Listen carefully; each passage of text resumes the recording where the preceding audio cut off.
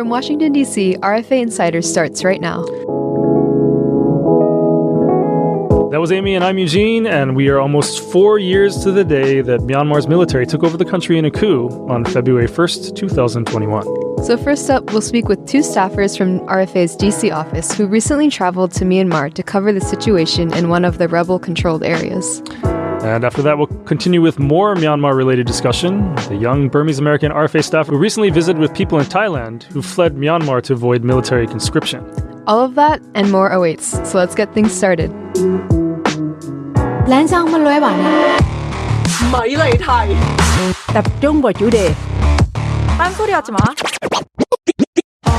So today on RFA Insider, we're going offbeat with Jim Snyder from the RFA investigative team and Gemunu Amarasinghe from the multimedia team who recently traveled to Myanmar to report on the situation in an area controlled by rebel ethnic groups. So welcome to the podcast, Jim and Gemunu. Welcome. Thanks. Thank you. It's nice to finally be asked. So for some background on the situation in Myanmar, 4 years ago, the country's military overthrew the democratically elected government led by Aung San Suu Kyi and installed its top general, Min Aung Hlaing, as the leader of the military junta. Since then, the junta has struggled to maintain control over the country with various armed ethnic groups, as well as grassroots militia resisting junta rule. Yeah, and so in this conflict, there are many different factions in the civil war. So for a more in-depth discussion on that, we recommend listening to episode 5 of RFA Insider. But let's get into the questions for Jim and Gemunu today. First of all, where in Myanmar did you go exactly? We went to a state in eastern Myanmar on the Thai border called Kayah State. Mm-hmm. It's the smallest state of the states that in Myanmar's east coast. Okay. And we went there because the rebel forces have had pretty good success against the military, and they now claim that they control 90% of the countryside. And so we wanted to just check the status of their war effort, and also in kind of the space that they've created for themselves. They're trying to create a state government to both, service the needs of their citizens in Kayah, many of whom are displaced by the fighting, but also to serve as a model of federal democracy, which is this kind of this idea of you have a central government and then more power sharing in the ethnic areas along Myanmar's east and west coasts. So we wanted to see how those twin efforts were progressing. No, I just wanted to clarify. You said they are controlling 90% of the countryside. Does that mean in this specific area or in Myanmar? In this specific area. Okay. In Kayah. So we spent most of our time in an area called Damoso, which is in the northern part of Kayah. And it's Damoso itself has kind of been cleared out by fighting. And there's a lot of displacement camps, a lot of, camps of green tarp and bamboo structures that people have kind of reconstituted their communities along a main road in Damoso, but also in more kind of jungle-y settings around the territory. There's fighting still north of Damoso in southern Shan State, principally in around Loikaw, which is the capital of Kayah. But it seems like there's kind of like each side is kind of at a stalemate, I would say. I see. So over the next few weeks, RFA will be publishing reports based on your trip, and the first one is about trying to establish a new state government. So for some more background, rebels in Kayah State have been fighting for independence for decades, and they signed a ceasefire in 2012.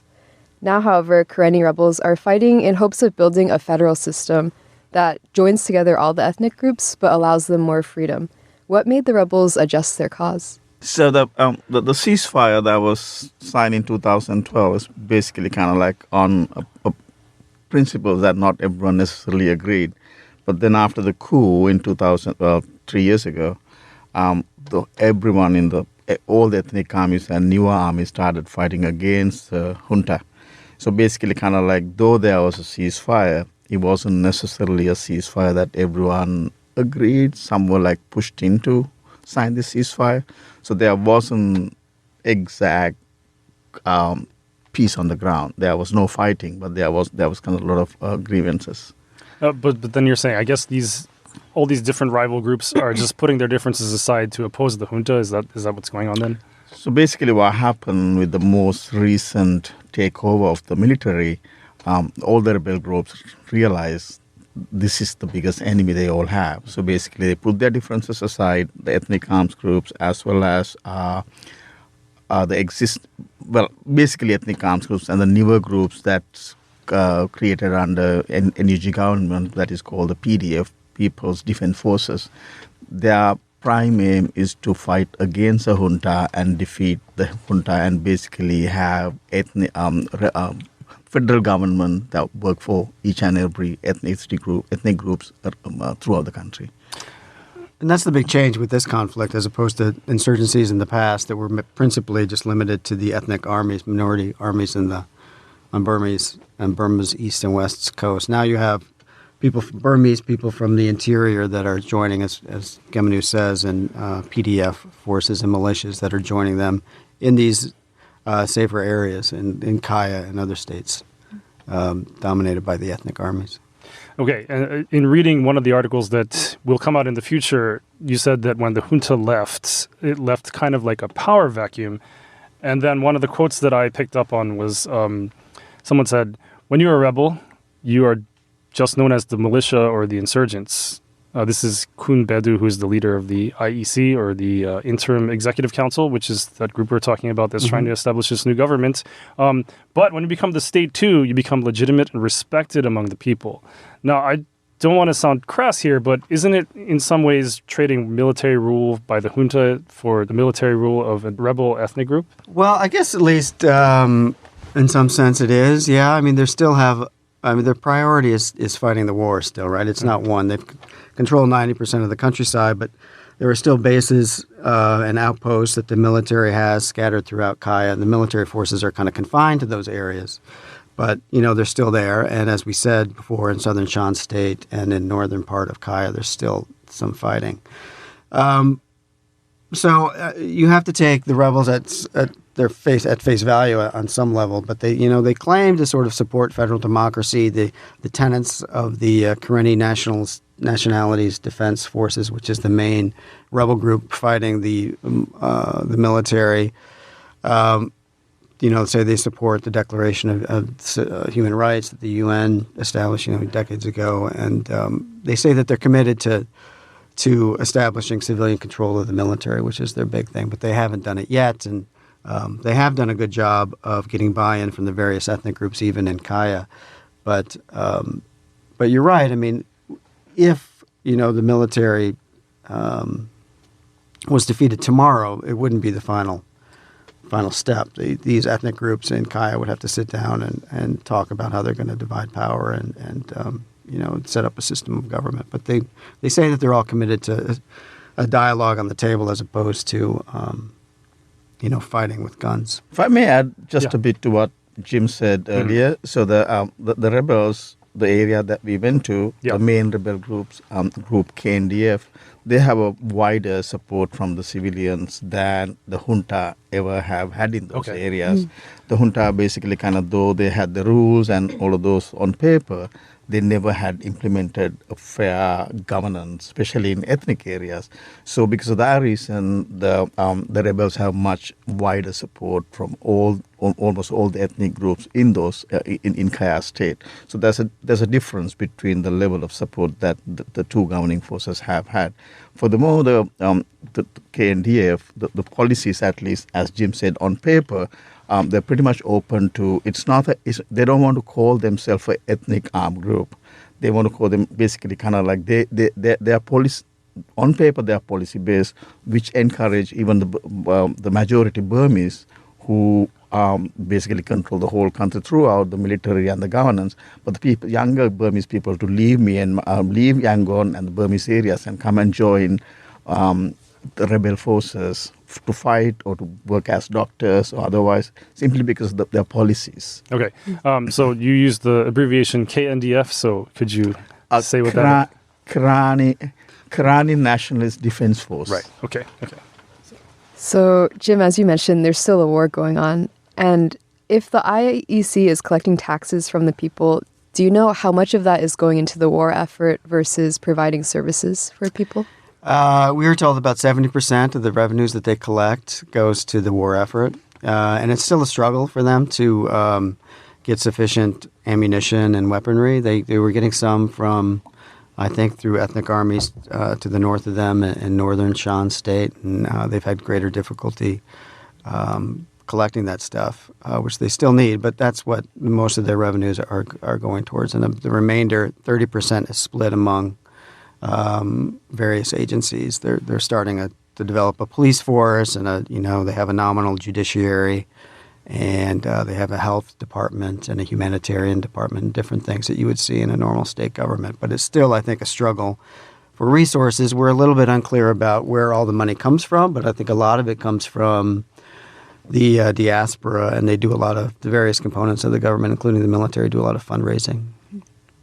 All right, so you did mention that police force, and that's the focus of another piece that you're planning to write about your trip. Yep. So this is a fledgling new police force that is sprung up in this area. So, how well funded are they? Obviously, probably not very much. And are they struggling for resources? Do we have any information about that? Yeah, they are struggling for resources. One of the guys that we talked to, the spokesperson for the Karenni State Police Force, told us, his name was Bobo, that they have about 10% of the budget that they need for a police force. I think that there are something like 600 officers. 100 of them are former members of the Myanmar State Police that struck as part of this civil disobedience movement, which was a series of protests in opposition to the coup. And so you had 100 officers that were police officers prior to the coup that are kind of forming the core of this new police force. But it's a very kind of fledgling effort, and a lot of the kids that we met, they're not kids, but they're young 20s, and they look younger. Right. They're the new recruits, and they don't have many resources or much experience as cops. At one station, they only had like one uniform, so most of the people are in civilian clothes, and they share guns, and they're driven around in an old beat-up 1996 Toyota minivan. It's not. So they're trying to make do, but they still have a long way to go. But all things considering, it's kind of admirable that they're trying to establish this under the circumstances in the middle of a war zone. It is, and one of the differences, you were talking about this kind of the structure of the government. This police force would be under the control of the civilian government, the IEC, as opposed to the KNDF. Here's a fun fact. So the all Myanmar police force that is traditionally it was there, basically under the command of the junta. They have every police station you go into. You see this Myanmar flag and another flags and like this thing written underneath in Burmese, which reads as Kunye Biase, which means may I help you, which has become a huge joke because the force has been so abusive, taking bribes and beating up people and all kind of things. It was a joke, like see people driving past Myanmar like police stations, seeing this big sign written across the walls.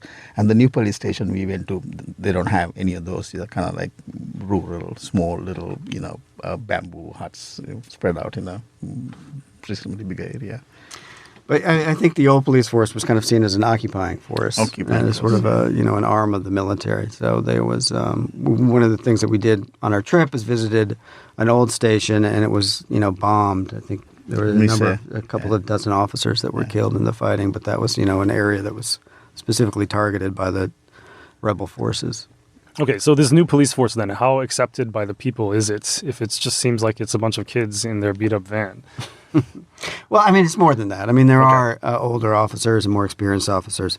But one of the things that we witnessed when we were there was they set up a checkpoint on one of the main roads in northern Kayah to check for drugs. Drugs are an increasing problem in the area. Yaba, which is a type of methamphetamine they were looking for. So they stopped people and would search their motorbikes or their vehicles, and we asked a couple of them, and they said they didn't mind. They knew most of them in school, or so. They had a closer connection to the community, it seems, than the old police force did. What kind of crimes are the most rampant, would you say, in Kayah, and how have the police been effective in stopping them? What we know is what we heard from them basically. Yeah. So basically the drug use is a huge problem, and that has always been like that. Even like previously, like we have seen even within a certain armed group, they involve, they have some involvement in drugs, and there are people. Drug is the biggest problem because they produce a lot of heroin there, and there are a lot of poppy farms, and then it's easy access to yaba because there are what do you call the little yaba factories in all along the border. So yaba is the biggest problem. Then we heard like the drug-related problems like domestic violence and like things related to drugs. That's what we heard most. Yeah. And they'll also like help interrogate alleged informants, military informants, and do stuff like that. But it's kind of a mix of a professional force and kind of almost a volunteer community force, right? Because some parents will like take. Like when we visited a couple police stations, and there were a number of people that were being detained that were in, kind of their teenage years, and their parents had just asked the police to hold them for a while because that they had developed a drug problem where they caught them with drugs and they didn't really know how to deal with it. So that the cops would just like hold these guys for a couple of weeks as they cleaned up, I guess. Basically, isolate them from the drugs. That's one way of treating in Myanmar, like religious organizations have done it previously. So the idea is like there's no real attention to what the body go through with the withdrawal symptoms, but you just put in a place, the person, the addict, you put in a place that does not have access to drugs till the body suffers and lose the need for it. So essentially cold turkey rehab is... Yeah, it is. Exactly. Yeah. All right, so let's move on. Then the third piece that you plan to publish is about establishing a hospital in, again, this is essentially a war zone. So can you tell us a little bit more about the makeshift hospital that... It was a campus, yeah. Okay. I mean, it's very makeshift in the sense that it's the same kind of structures that you'll see in an IDP camp, internally displaced people's camp, with a little more equipment. But they don't have electricity, so they use generators. So there's constant hum of generators, and there's green tarp and bamboo and corrugated steel. We were there over a few rainy days, and it's loud, and it was wet, and it was cold. But they have, I'd say, 5 or 6 kind of main buildings. They have a rudimentary lab, an emergency ward, a ward for recovering patients, and they were building an infectious disease ward because tuberculosis and malaria, I think, are on the rise in Kayah. And it's the heart of it are mostly medical professionals from Yangon, particularly the doctors. It had 6 doctors at O1 Hospital where we went, and 7 med students that were basically doctors. They just had to finish their clinical work, and 30 nurses. But yeah. Okay, so you did mention that a lot of the staff was from Yangon. Why would they want to leave the big city to come in the jungle to practice medicine? Well, Gemunu can speak to this more than I can because he's lived in Myanmar for a while. But when the coup happened, a lot of there was something called the White Coat Society, which was a group of medical professionals, really kind of led the opposition and protest, the peaceful protest that formed following the coup. Yeah, what happened, like at the end of the previous dictatorship, there was a lot more middle-class people could travel abroad, and they had access to more money and had access to middle-class lifestyle, and doctors were pretty much up in the, this pyramid. So when, again, the last coup happened, they felt the threat to their lifestyles and basically how it has been some time ago. So they were in the forefront of the CDM or civil disobedience movement. So, and that basically made them targeted, and quite early on, I think 1 or 2 medical students were shot during the peaceful protest, and that drew a lot more other doctors and medical professionals into CDM movement. But then eventually, when the crackdown went deeper and deeper, the people who were leading this CDM movement, they could not stay in Yangon anymore. They were detained and they were punished and all that. So a lot of them went underground, they went hiding, some of them went to rebel areas wanting to join the fighting forces, but eventually, basically they realized they are a lot more worthwhile being doctors rather than taking a gun. So for the very reasons we talked about earlier, the Kayah State has been being able to have these policies in place, at least on paper. It seems like actually worked with a lot of these people. And you know how it was like one person go, he's like, this is fine. So tell other friends who were in hiding, so they come over. So basically there's a lot of Burmese doctors there. Basically, they had to leave Yangon. At least a few of them had like arrest warrants, so they I had see. to, they had to get out. Did any of the medical staff that left Yangon share with you like what it's like to be maybe perceived as outsiders in this area, yet practicing medicine? And that's like a profession where you have to have a lot of trust of your patients, right? So Yeah. Well, one consequence of the coup and the fighting that it sparked is a greater intermingling of the various ethnic groups in Myanmar. I think the people that are staffing the hospital, the people from Yangon that we met, hadn't been to Kayah or any kind of areas around there until the coup.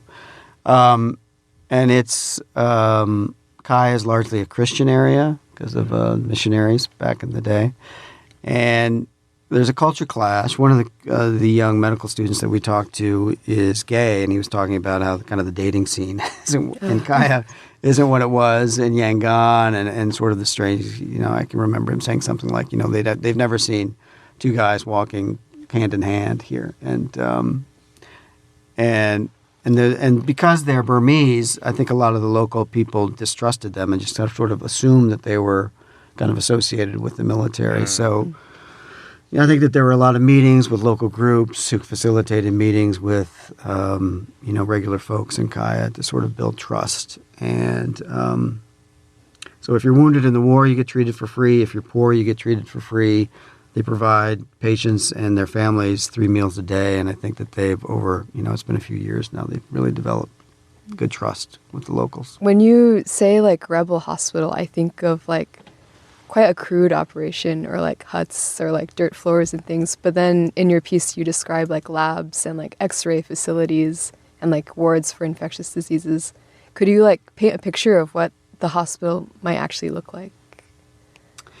They took some. There was a hospital in the area before, and they were working from it, but it was bombed twice a year ago. So they made the wise decision to relocate into a jungle location. So they were, I think, more on a sort of a commercial strip in the area. And now they work out of a camp that, takes them some time to get to. And it's off a main road, and it's very bumpy and wet and muddy and when it rains. It's, maybe a 4 or 5 acre campus on the sort of the main part is where the emergency room is and the rudimentary X-ray room and the post-operating room and different things. And then surrounding it are these huts where the doctors and the nurses and the med students live. And then sort of beyond that is where the commissary is. But it's very sort of they use an old X-ray machine, and when we were there, they were blow drying the film. To sort of, because that helps them, it provides them with a clearer image, but it's not like it's all digitized in the U.S. and in other parts of Myanmar, but it's not there. They have access to drugs, but it's hard to get. They have to sort of, send people out to get them, and sometimes in military-controlled areas. That's difficult. And they don't have top-of-the-line antibiotics, we were told, so if a patient's not responding, then they have to dress him up and try to disguise him or her and send him to a better equipped facility, even if it's controlled by, the military. A lot of the doctors, especially surgeons who work there, they don't even consider themselves as proper surgeons simply because they have not gone through the training that one would go through. But the necessity made them to do very complex surgeries. Like when we were there was one guy, they had to do a double amputation to save his life. So the doctor who did it, Dr. Anko Mint, he himself was saying, I'm not supposed to do this. And then how do they learn to do it? Mostly by doing it. But then now there are other doctors who are a lot more qualified, living abroad, some in London, some in other places. They teach them continuously on through remotely, like how to conduct these things. And they have Starlink connection, so there's internet. So they basically kind of learn as they go, performing these surgeries that's usually kind of like done by senior surgeons. Do you have any final thoughts on your reporting trip to Myanmar? I don't know. I guess I was kind of struck by this sort of there's a strange normalcy about it. I mean, people are living very different lives than what they had been used to. The Moso, from what we were able to see of it, and most of it's closed off, is looks like a middle-class town with like 2-story homes and churches and this big open-air market. And it's kind of all overgrown by, because people fled, in the fighting. And now many of them are in, as I said, tarps and homes and bamboo homes with all the businesses in the front, like a small restaurant or some clothing store or flower shop or something, and they sleep in the back. And they seem to get along. I mean, they're very resilient people, very friendly, and they seem to be getting along okay. But there's always sort of these constant reminders of the war, and military troops are going, or not military troops, but rebel forces are going, to the north to fight, or the south to kind of spend a few days away from the front lines. And there's constant threat of airstrikes, and IDP camps have been bombed, and schools have been bombed. So I think that there's kind of this effort to develop a state government and provide these people services, I think, has done so with the understanding that while people are, holding up fairly well now and have been for the last few years, this kind of condition that they're living in can't go on forever. So they need to sort of begin to sort of address their needs even as they prosecute the war that's, not far from being done. I think it's remarkable how they managed to keep this fight going for almost 4 years now, and without any real support from outside of the world. I mean, basically, like, it's all like diaspora or like money raised in the Myanmar itself to fight a war and keep services to a greater extent and all of that, which is kind of unbelievable in many ways. But moving forward, like the real war is once when the common enemy is not there.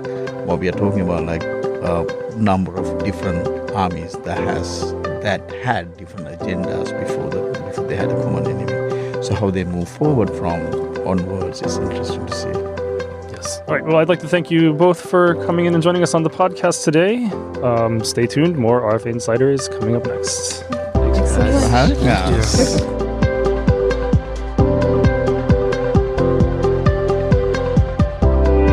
You're listening to the RFA Insider podcast, made by 2 real-life staffers at Radio Free Asia.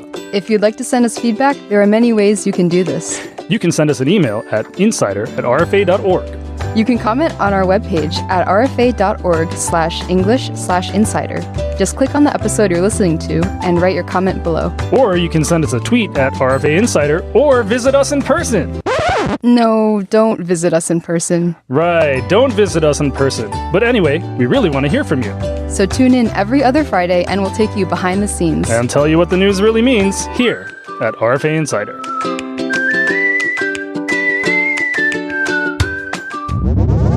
蓝sang bên lối bạn ạ. Mỹ lời Thai. Tập trung vào chủ đề. 딴소리 하지 마.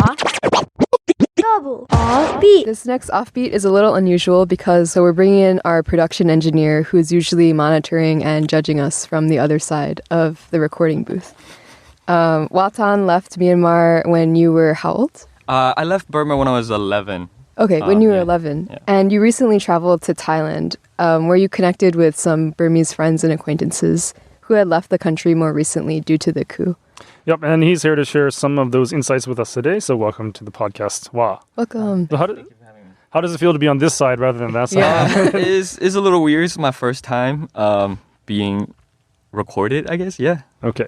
So we understand this was your first trip to Asia in, I guess, 15 years. 15 years. Yeah. Can you share why you and your family let's share why you and your family left Myanmar in the first place and moved to the US? Yeah, so well, when I grew up in Burma, I was a little sheltered. My mom and dad were involved in politics. My mom is a writer, my dad's a painter.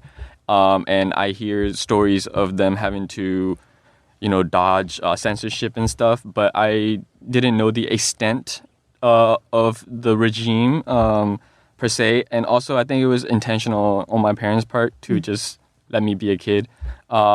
So when I left Burma when I was 11, up until like maybe a few years, I didn't really understand why I was here. I always thought that I was here because my mom is a writer, and there's this program in Pittsburgh called City of Asylum, and they bring in writers, poets from different countries that are under a tough censorship, and they're being prosecuted and stuff. So I always thought that was why my mom was here. But when I went back to Thailand, I met some of her friends, and they told me that she had no choice but to leave because they were pursuing her. So, which just makes sense because when I left, it was very abrupt for me. Like, maybe I knew of it maybe like a week before. Oh, wow. So I didn't get to say bye to my friends. You know, maybe like a few of her friends came over to say goodbye or whatever. But it was just get up and leave kind of thing. So it wasn't, you had no idea that it was going to be a permanent move then? Yeah. I mean, I didn't know what was going on. And yeah, I didn't really question it either. Just, I mean, my mom and dad were here, so maybe we're going on like a trip. And also my mom had done like fellowships outside of Burma in other countries. So I thought it would be something like that, something similar to that. Yeah. Okay, and this was under the previous junta, right? Yeah. Yeah. Okay. Okay. So did you maintain a close connection with Myanmar or Burmese culture when you were growing up in the U.S.? Yeah, kind of, because like I wasn't really, well, I maintained what I had, you know, like 11 years of experience. But when I came here, I was just kind of assimilated into into like this culture. I went to a public school for a year, and then they had a ESL class there. But then I was moved to a private school because the program directors thought maybe it would be a better experience for me. So in this private school, I didn't have a ESL program. So I formally learned English. I mean, I guess for like a year, and then I was just thrown into the water, I guess. Yeah. Okay. So, but yeah, I didn't really keep up per se. Like, I'm not in contact with any of my friends from school.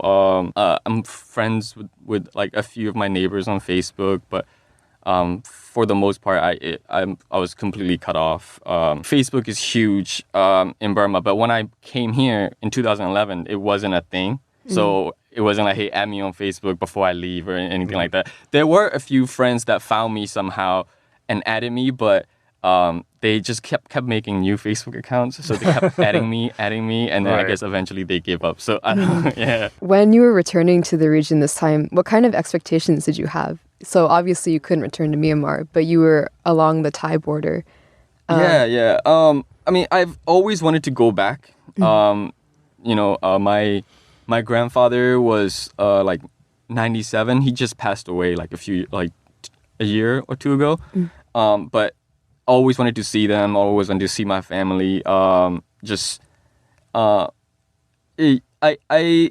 didn't really have expectations, but I was just excited to be back. I know it's not really like home, but I was excited to be close to that environment, the climate, the culture, because Thailand is very similar to Burma. Culturally, Buddhism, also they had a lot of history in the past, so a lot of their traditions and a lot of their culture is very similar to Burma. So I was very happy to be back and just enjoying the things that I've been missing. Were there some things that you were left missing, or like some differences between the I mean, culture? there is a lot there's a lot of differences.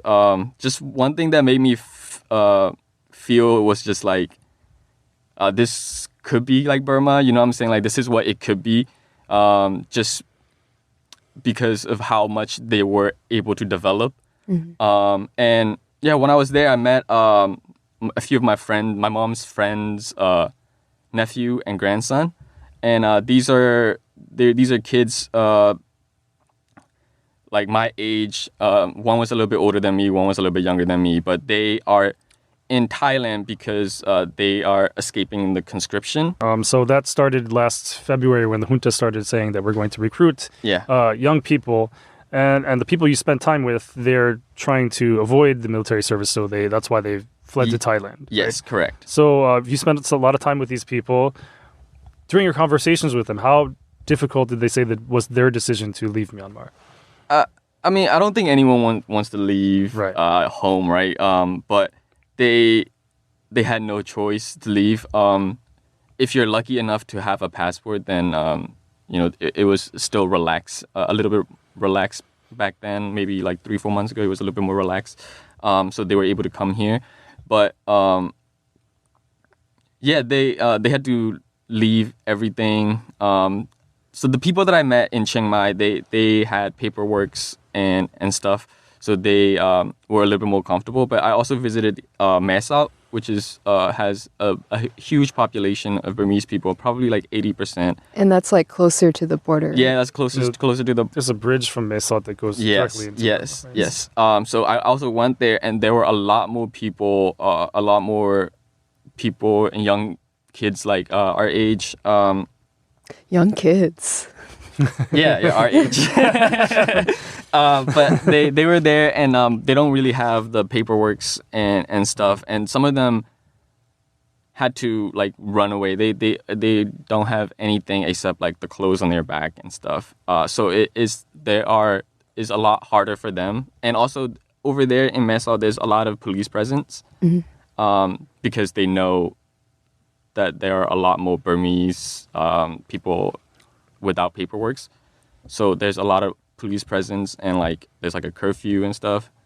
And So I imagine though that some of these people they're coming alone, right? They're not coming with their entire family. No. I met a guy who came by himself first, and then his mom followed him like 3 months later.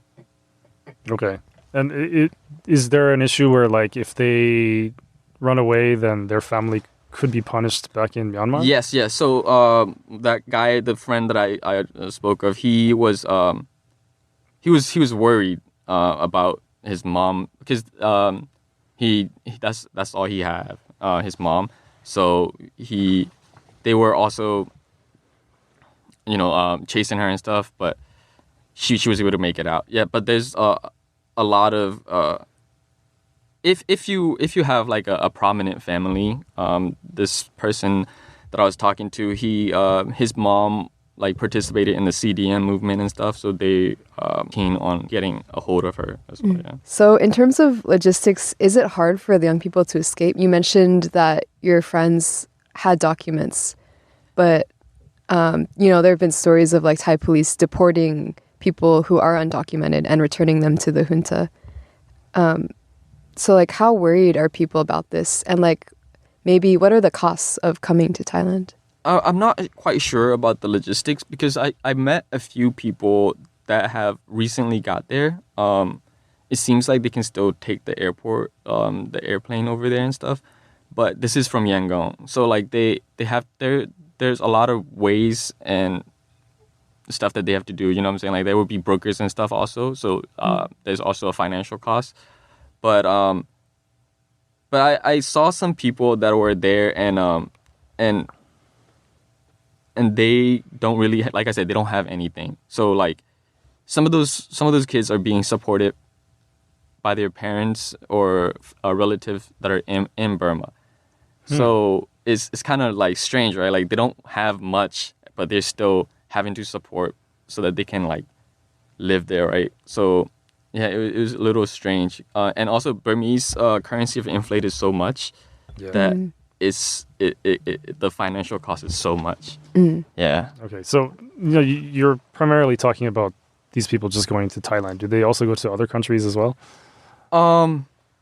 Yeah. So I went to the Golden Triangle, the border of Laos, Burma, and Thailand, and there were also some people in Laos that have crossed the river and just working there and stuff.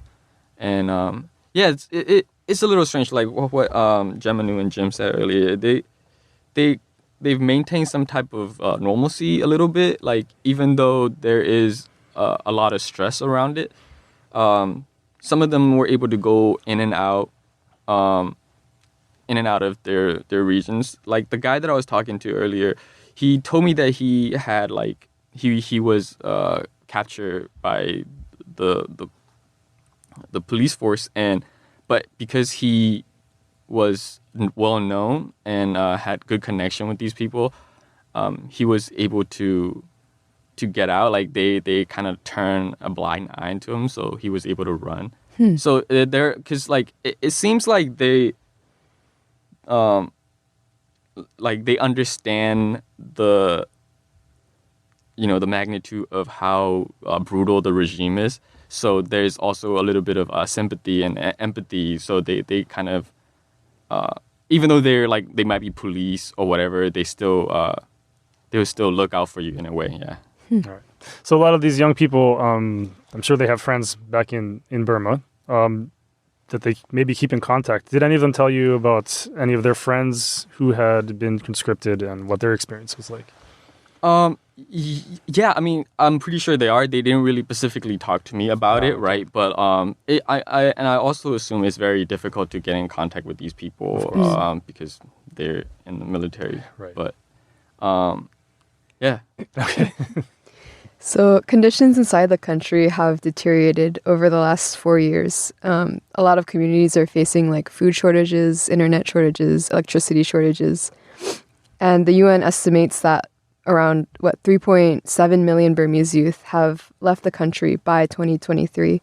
What were some of the attitudes of the displaced people that you spent time with about maybe the country's future and their own futures?